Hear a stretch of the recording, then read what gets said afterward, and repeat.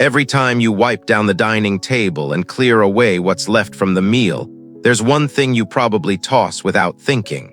It doesn't cost much, it doesn't sparkle, and it certainly doesn't look important. But this tiny object may be quietly draining the warmth and prosperity from your home without you ever realizing it. Now, that might sound a little far-fetched. After all, how could something so simple affect your energy, your family dynamic, or even your finances? But here's the truth. The dining table isn't just where we eat. It's where conversations happen or don't. It's where tensions linger or get soothed. It's where small daily habits either nurture harmony or chip away at it. In many homes, this table becomes the emotional center of the house. And just like any center, what we place on it, or remove from it, matters more than we think.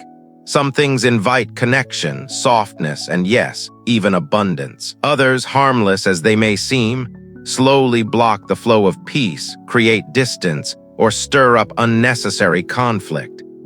This video isn't about superstition or magical thinking. It's about simple objects, small rituals, and the quiet messages we send through them. Messages your home picks up on even if you don't.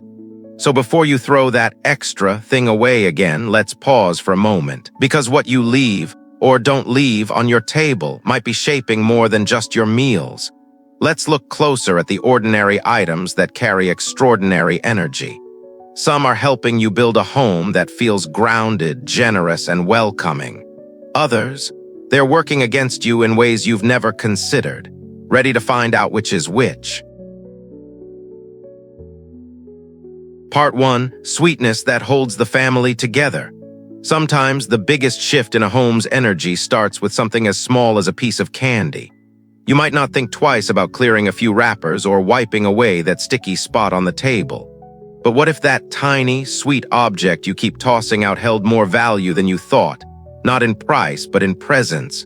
Sweetness, in all its forms, is often underestimated. It's not just about sugar or dessert. In the context of home and family, sweetness is a tone, a mood, a gesture. It's the softness that greets someone at the end of a hard day.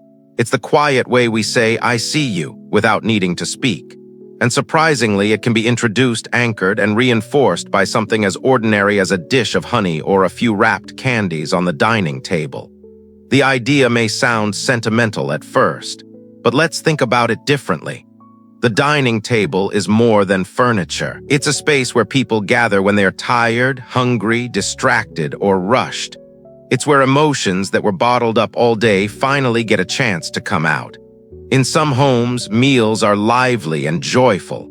In others, they are silent or tense, with words carefully measured or left unsaid. Whatever the tone, the table receives all of it. And like any space in the home, it responds to what it's given. So when you introduce sweetness into that space, not just in food but in intention, you begin to shift how your home feels subtly but powerfully. A small dish of candy or a jar of honey on the table isn't about encouraging sugar cravings. It's symbolic. It tells the space, and the people in it, that gentleness is welcome here. That after a day filled with friction or effort, there is still a moment of ease waiting at home. Think about the difference in atmosphere when a grandchild reaches for a candy and smiles. Or when someone stirs a spoonful of honey into their tea and slows down, if only for a few seconds. That's not just a snack, it's a pause. And in homes where life often moves too fast, that pause matters. Now let's talk about the opposite. What happens when a table has no softness at all? No small gestures of warmth? Over time, the space begins to feel neutral at best, cold at worst. You might not notice it immediately, but conversations become clipped. People rush through meals. You clean up quickly, not just to be tidy, but because the table no longer feels inviting. That's not because you don't love your home. It's simply a reflection of what hasn't been nurtured. In emotional terms, sweetness is a bridge. It connects generations, smooths over awkward silence, and keeps little disagreements from turning into lasting tension. And it doesn't require a dramatic gesture. In fact, the smaller the better. Just the quiet presence of something sweet on the table is enough to shift the emotional temperature of the room. It says, You're home, you're safe, and something gentle is still here. For those who believe in energy or the subtle language of space, sweetness also symbolizes earth energy, steady, nurturing, grounding. It's not flashy like fire or elusive like air. It's dependable. It gives without demand. That's what candy or honey represents when placed with intention. It's not decoration. It's a message repeated silently every day. This home chooses warmth over conflict, kindness over tension. And no, it doesn't always mean every meal becomes perfect. Real families argue, real people get tired. But when there's a gentle anchor on the table, something to draw the eye and soften the moment, recovery happens faster. Misunderstandings are less likely to stick. People feel safer returning to the table the next day and the next. That's the true power of a consistent, quiet gesture. It builds trust even when words fail. If you've ever felt like your home is a little too quiet or too sharp, this is one of the easiest shifts you can make. Choose a dish you already love. Place a few wrapped candies in it, something cheerful, simple, maybe even nostalgic. Or pour a bit of honey into a small jar and let it catch the light. Place it gently at the center or corner of your table. No need for ceremony. Just presence, and keep it there, not for guests, but for your family, for the daily life that happens when no one is trying to impress anyone. Over time, you'll notice the shift. Not immediately, not dramatically, but subtly. A bit more laughter, a kinder tone, less rushing, maybe even longer meals, more stories shared. That's not the candy working. That's your space responding to being seen and softened. And that softening, it reaches deeper than you think. You may be wondering, why does this matter when there are so many bigger things to focus on? Bills, health, schedules, the future. But the truth is, what holds most families together isn't the big moments. It's the small rituals done without fanfare. The tiny things that say this matters even when no one's looking. A dish of sweetness on the table is one of those things. And in a world that often demands too much, having one space in your home that asks nothing, but gives so much, is a kind of quiet wealth you can't measure in dollars. So the next time you clear the table, pause before you wipe everything away. Ask yourself, what energy am I leaving behind for the next meal? Is there anything sweet still here? If not, maybe it's time to bring something back, not just for taste, but for the way it holds your family, gently and without a word. Part 2, fruit that feeds more than hunger.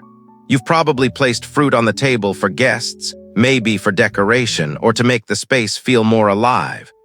But what if fruit on your dining table wasn't just about hospitality or health?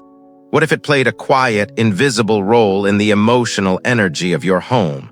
Not just feeding your body, but shaping the way your space feels, breathes, and holds your family together. In so many homes, the dining table becomes a place of routine. Meals are quick, plates get cleared fast, and the table goes back to being empty. But when fresh fruit is present, consistently, intentionally, it changes the rhythm. It shifts the room. Fruit carries a message without saying a word. This is a living space, not just a surface for eating. This is a place that's tended, cared for, and open to good things. There's a reason why so many cultures use fruit as symbols of life, abundance, even spiritual protection. A bowl of oranges on the table isn't just cheerful. Their round, sun-like shape radiates warmth, and their color lifts the space instantly. Apples, with their firm texture and steady sweetness, bring a sense of safety, of reliability. And tangerines, they carry a brightness that reminds us of celebration, luck, and family togetherness. These aren't just traditions, they're felt truths. Think of the difference between a home with a fresh bowl of fruit and one where the table is always bare. One feels open, warm, in motion. The other feels paused. It's not about style. It's about energy. A bowl of fruit doesn't just decorate, it communicates. It tells the people sitting there that something has been prepared with care. That someone thought about nourishment in more than just a physical sense. And what happens when that bowl is empty or worse, neglected? Maybe the fruit is old, bruised, or starting to mold. You don't always notice it right away, but the space does. Without realizing it, you start spending less time at the table. Conversations feel shorter or more distracted. Meals don't settle the way they used to. There's a quiet sense that something is off, even if you can't put your finger on it. That's not just about aesthetics. It's about energy being stuck. In homes where the fruit is refreshed regularly, there's a different kind of presence. The act of replacing a soft apple or a dull orange with a bright, crisp one isn't just practical. It's symbolic. It says, this space matters, this family matters. I'm still showing up. I'm still keeping things alive. For families where time is tight or the household feels pulled in different directions, this practice becomes even more powerful. A bowl of fruit is a simple, visual reminder that care is ongoing, that the home still has a heartbeat even when everyone is busy. And for those living alone, the impact can be just as deep. Keeping fresh fruit on your table isn't about company. It's about dignity, about reminding yourself that the table is still worth setting, that beauty and nourishment still belong even when no one's watching. Now there's also a practical reason to keep fruit visible. People eat what they see. When fruit is tucked away in the fridge, it's easy to forget. But when it's on the table, clean, ready, glowing with color, it becomes part of the rhythm again. You reach for it, you share it, and often you talk more because of it. A shared orange becomes a small connection. A sliced apple invites a moment. These are small things, but they accumulate, they shift the tone of the home, and none of this requires perfection. The bowl doesn't have to match the curtains. The fruit doesn't need to be expensive or organic. What matters is freshness, presence, intention. Let it be real. Let it reflect your season of life. Sometimes it's a bounty, apples, pears, citrus. Sometimes it's just 2 tangerines and a sprig of mint. Either way, what you're placing isn't just food. It's a reminder to pause, to soften, to receive. And yes, there will be times when the fruit goes untouched or you forget to replace it. That's okay. But notice how you feel when the bowl is full and bright again. Notice how the room feels lighter, how your thoughts shift, how the people around you seem to linger just a bit longer. That's the message at work, the energy you've quietly reintroduced. The deeper truth is this: a bowl of fruit on the dining table is not about trends, design, or tradition. It's about choosing to keep life visible. It's about creating a space where care lives openly. And when care lives in the center of your home, so does stability. So does trust. So does a quiet, nourishing kind of joy that doesn't need celebration to exist. So today, take a look at your table. Is there anything on it that feels alive? Is there something that says, this home is still being loved? If not, maybe it's time to bring that fruit bowl back. Not just to feed your body, but to remind your spirit that tending is still possible, still worth it, still needed. Because what we feed on isn't just calories or nutrition. We feed on presence. We feed on color. We feed on care that shows up quietly and says, I'm here for you, even if no one else notices. And a simple, thoughtful bowl of fruit might be the easiest way to say that every single day. Part 3. A piece of bread that grounds everything. There's something comforting about bread. Not fancy bread, not crusty baguettes or buttery croissants, just a simple, soft piece of bread. Maybe it's the kind you grew up with. Maybe it reminds you of your mother's kitchen or the scent of toast on a quiet morning. Whatever the memory, it stays with you, not because it was glamorous, but because it felt like home. That's the power of simple nourishment. And when placed intentionally on the dining table, even a single slice of bread can do more than feed hunger. It can quietly ground your space and reconnect your home to a deeper sense of peace. In a world where so much feels rushed, digital, and disconnected, a piece of bread might seem too basic to matter. But that's exactly why it's so important.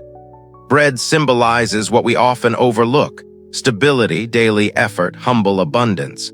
It doesn't demand attention. It doesn't sparkle, but it endures.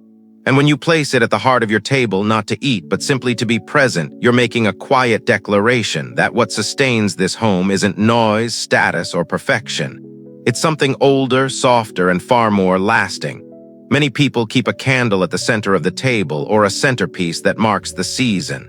But a fresh slice of bread or a small bowl of white rice sends a different kind of message. It's not decorative, it's devotional. It says, this home honors nourishment, not just in meals, but in mindset. And that mindset matters, because when life feels unstable financially, emotionally, spiritually, your space starts to reflect it.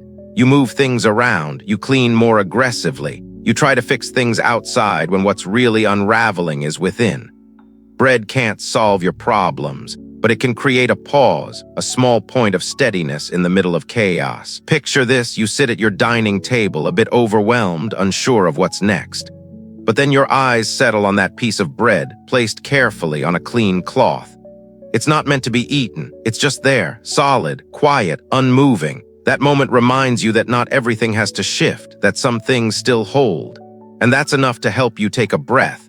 In homes where the energy feels scattered, where bills are high, relationships are strained, or decisions weigh heavy, this small act becomes a ritual of rooting, of saying, even if the world feels uncertain, this table is still here.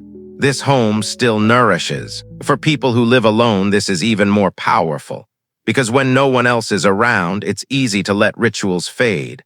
Meals become quick, tables go untouched, but keeping a piece of bread on the table, even just a corner of toast, can be a way of saying, I still deserve care. I still create meaning here. It's a form of self-respect that asks nothing flashy, just presence. And for couples or families who are always moving, always juggling schedules, the sight of something so still, so humble, slows things down just enough to reconnect.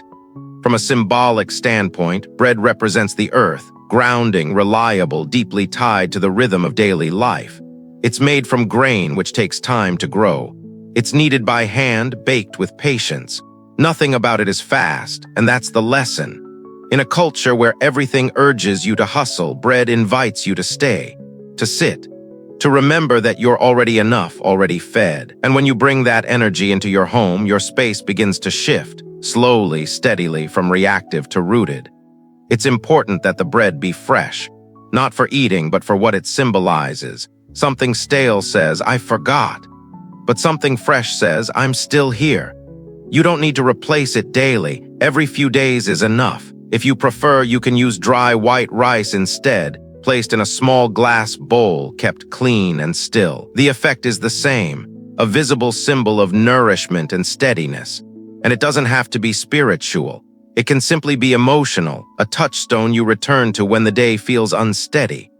If you want to go a step further, you can place the bread or rice on a neutral-colored napkin or cloth. Keep it neat, dry, and uncluttered.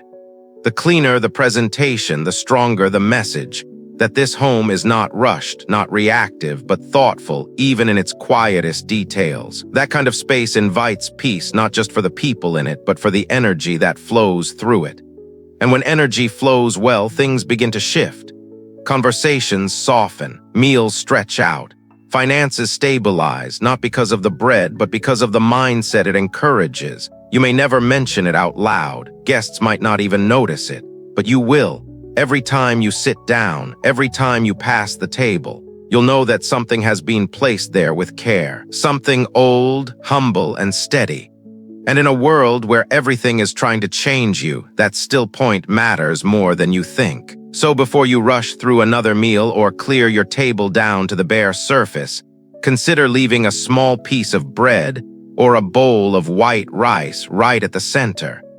Not for show, not for tradition, but for the invisible stability it brings.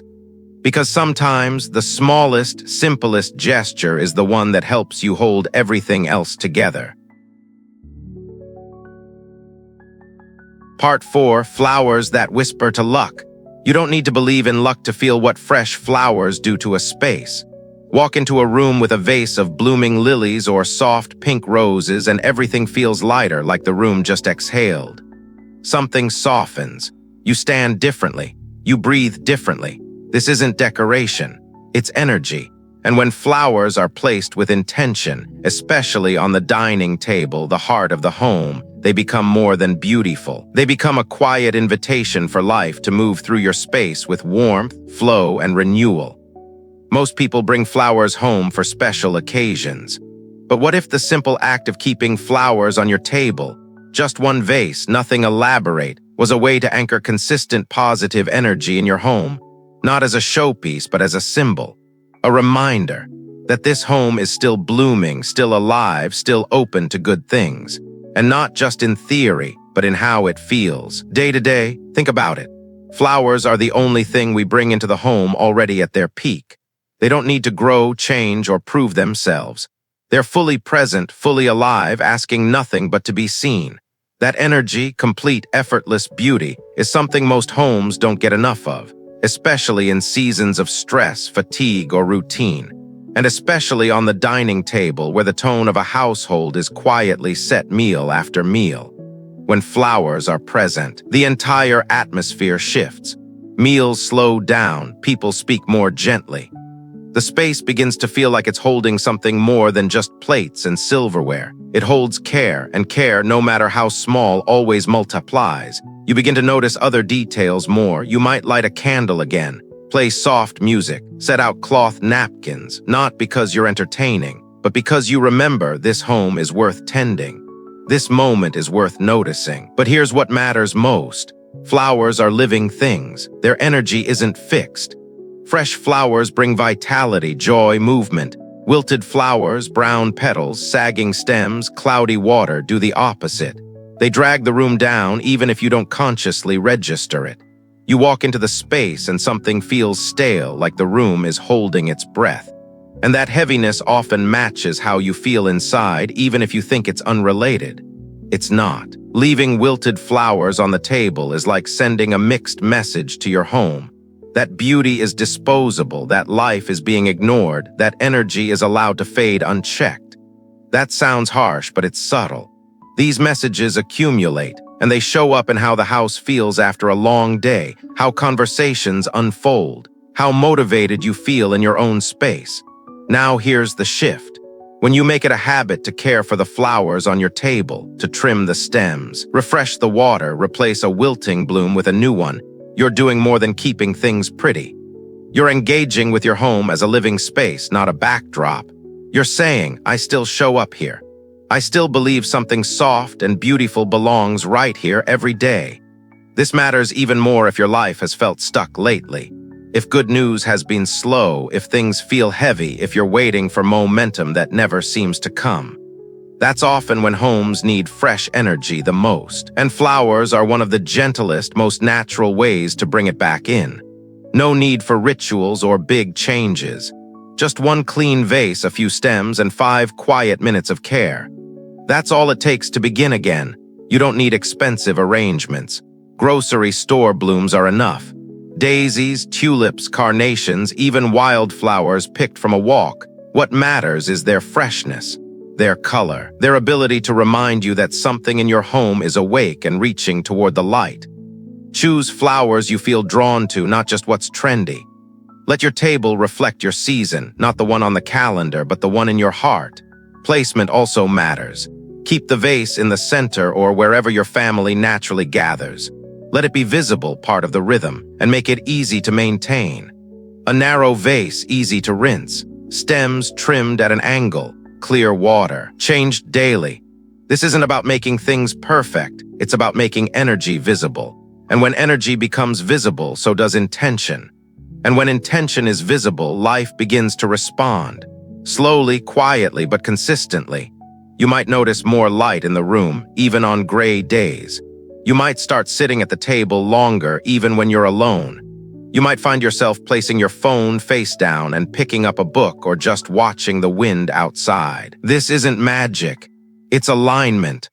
A small inner shift that ripples outward until the outer world starts to reflect the peace you're cultivating within. And if flowers feel too much some weeks, that's okay.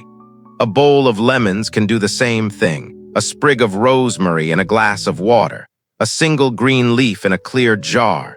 Life doesn't need to shout to be heard. It just needs to be present. And that presence, quiet, intentional, renewing, is what turns a table into a center of peace. Into a space that welcomes luck, not by chance, but by choice. So take a look at your dining table.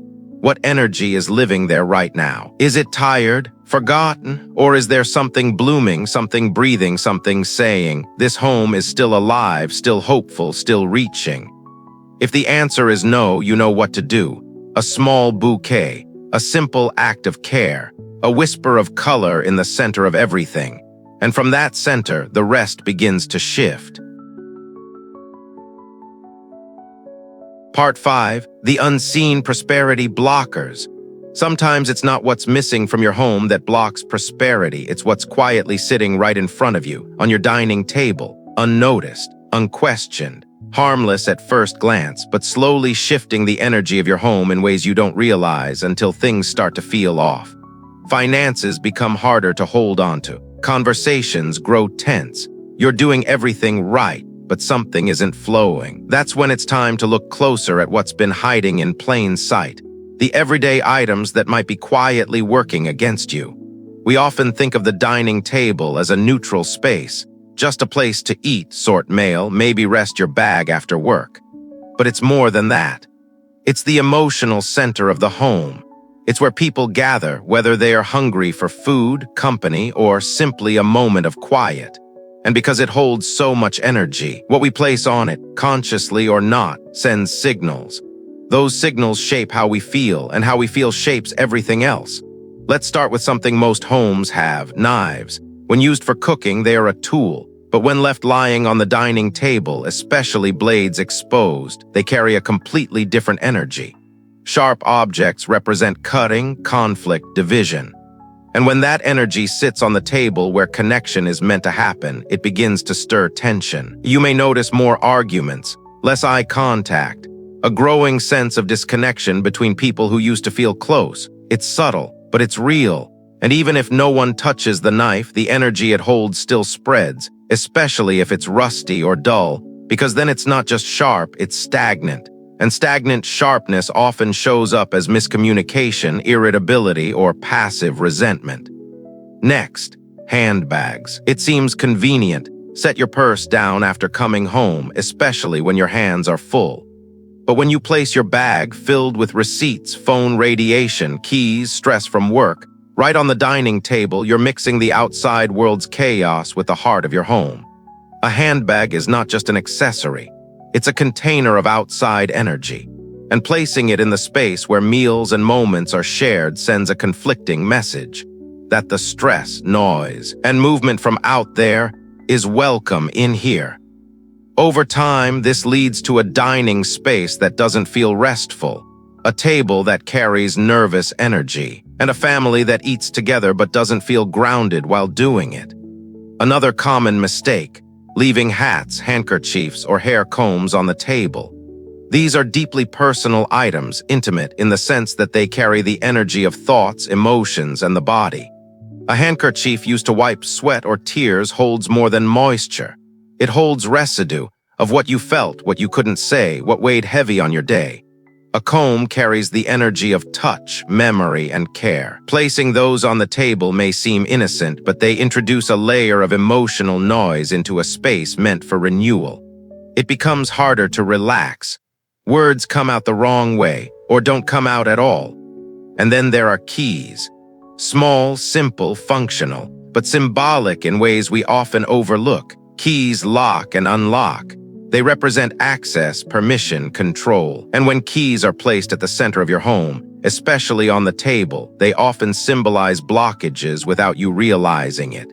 It's as if you've laid down a sign: keep out, stay closed. That message may not be literal, but your home receives it. And the result is often delay, stuckness, things not moving forward. You might find money comes in but disappears. Plans stall. Opportunities brush past but never land. Again, it's not about superstition. It's about signals. The ones you send through what you place and allow to stay in the most energetically sensitive part of your home. So what can you do? First, become aware. Look at your table as if you're seeing it for the first time. What's there that doesn't belong emotionally, not just practically, emotionally? Does anything feel heavy, sharp, loud? Are there things that make you tense just by being there? If so, remove them, gently, without judgment. This isn't about shame. It's about creating space for what you do want: peace, flow, warmth, and ease. Then decide what you want your table to say, because it does speak to your family, your guests, and most importantly, to you. A clean table doesn't have to be empty. It can hold symbols of comfort: a small candle, a vase of fresh flowers, a bowl of fruit, a linen cloth that feels good to the touch. These are not luxury items, they're energy cues, and when chosen with care, they tell your space, this home is tended, this home is loved, this home is safe to grow in. And here's the deeper truth, energy builds slowly, which means positive change does too. You may not notice a huge shift overnight, but in a week, a month, a season, you'll begin to feel it. Meals linger longer, conversations ease up, money begins to stay instead of slip. You'll feel more at ease, more trusting in your own space. That's not luck, that's alignment. And it starts with noticing what's been sitting on your table all along. So tonight, before you sleep, look at your table, not to clean it, but to listen to it. What energy has been gathering there, and what are you ready to clear away, so something better can take its place? Now that we've walked through the quiet language of the dining table, through sweetness, fruit, bread, flowers, and the objects we unknowingly invite to stay, you might see your home a little differently. Not in a mystical way, but in a deeply human one. Because what we place at the center of our home reflects what we value, what we allow, and what we long for, even when we don't say it out loud. Science has shown that our environment shapes our mood, our habits, and even our relationships. But long before the studies, we knew this instinctively. We feel the difference between a table filled with warmth and one that feels forgotten. We notice when meals are shared in silence and when lightness returns after just one simple change. What this video offered isn't about superstition. It's about paying attention, about seeing that your home is always listening. And the dining table, in particular, holds memory, energy, and momentum. It absorbs more than crumbs. It holds your rhythm. The smallest shift, a piece of bread, a bowl of oranges, a fresh flower, or even removing something that doesn't belong, can help your space feel more like a sanctuary again. A place that supports your energy instead of draining it. A place where love, nourishment, and yes, even prosperity have permission to settle and stay. So if you've made it this far, thank you. It means something that you gave this your time, and I hope, in some small way, this gives something back. May your table feel a little warmer tonight. May your home feel a little lighter. And may your days ahead be filled with quiet strength, gentle beauty, and the kind of peace that lingers long after the last dish is cleared. You deserve that. Your home does too.